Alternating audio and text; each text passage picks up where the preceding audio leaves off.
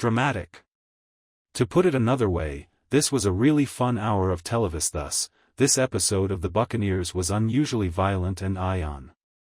The Apple TV Plus series is back to its usual form after 2 dull chapters that frequently felt like little more than fillers because they concentrated on a cliched affair and Lizzy's, Aubri Ibrag, ill-considered romance with the Duke of Tintagel, Guy Remmers.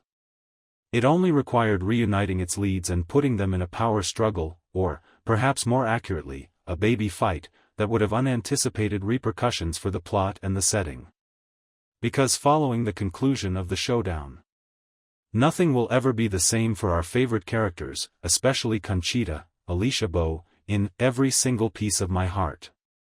In addition, this is the time if Nan, Kristine Froseth, ever had a chance to witness her bill pass. Finally, but just as importantly, the Buccaneers story has recently entered entirely unexplored territory, proving that sometimes we must kill our loved ones. It's true that perhaps this recap ought to have begun less positively. After all, Every Single Piece of My Heart falls short in a crucial area, providing continuity to the previous episode's events. As Guy, Matthew Broome, sails back to England with Jinny, Imogen Waterhouse, he meets up with Nan, seemingly forgetting his romance with Paloma, Grace Ambrose. It was strange to see the tale shift away from Italy without a single shot of Paloma looking sad or anything, though of course there is still time for their romance to have some influence on the main plot. But the episode's handling of the consequences of Lizzy's broken engagement is even more damaging. Every Single Piece of My Heart offers us nothing more than a throwaway in which the ex-couple talks about what transpired at the church, whereas last week's A Whole Love concluded with Lizzy poised to walk down the aisle towards Hector, Jacob Ifen, doubts racing through her head. In essence, the show decided that we viewers had no interest in watching this exchange because Lizzy had pulled Hector aside and told him that she didn't really love him. That is a strange decision, but at least the show substituted an engaging plot for this type of crucial scene. Did you notice that Guy and Jinny were going back to England in the previous paragraph? Seadown, Barney Fishwick, just takes baby Freddie from his cradle and disappears into the water, thus they are compelled to do this. Now, Jinny's only option is to seek assistance from her sister.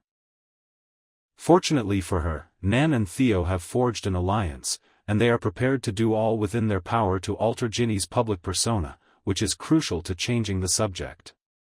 And pass Nan's legislation. Theo arranges for the Times editor to visit Jinny in the middle of the night, and the next morning, London is a hive of activity as everyone talks about the editorial that exposes Seadown's mistreatment of his wife. Desperate to be with her kid again, Jinny will eventually accept Seadown's version of events and return to live with him. However, Jinny makes it apparent that she will never love him again when it becomes evident that he still has plans to keep her away from Freddie, using his own son as leverage against his wife. This is excellent for her character development since, when she first tells Guy at the start of the episode, we were beginning to suspect that she was genuinely thinking Seadown had changed. Unfortunately, although this is beneficial for how an audience interprets Jinny as a character.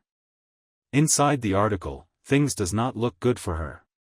Seadown isolates her from the other people in her life by locking her in a room in his house. Nan appears to be ready to take action once more, but sadly, she is powerless to do anything about it.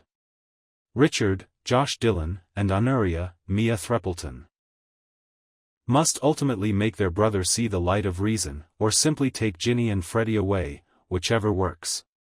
After seeing what her second son has done to Jinny, Lady Brightlingsea, Fenella Woolgar, who had previously supported him, realizes her mistakes and tells Richard where the pair is. She claims that James always tried to impress Richard, thus there is no one better to protect him from himself. Richard then devises a strategy with Honoria to visit Seadown while feigning to provide some support for the fraternity. Honoria rushes upstairs and saves baby Freddie while the two men discuss how hard it is to domesticate women, especially American ones. But Seadown quickly recognizes that something is amiss. He fights with Richard after he witnesses Honoria fleeing in her carriage, and Richard knocks his brother out with a series of punches. After that, Richard dashes upstairs and unlocks Jinny's room, releasing her. However, Seadown surprises them with a rifle as they are about to leave the residence. Jinny escapes the scene while Richard and her husband fight for control, but while she waits to be taken home in the woods, something much more horrible is happening inside her former prison. Seadown threatens to shoot himself and points the gun to his own head. Jinny hears a gunshot while Richard tries to persuade him to back down. We all hope that she will finally be free of Seadown as she makes her way to the house.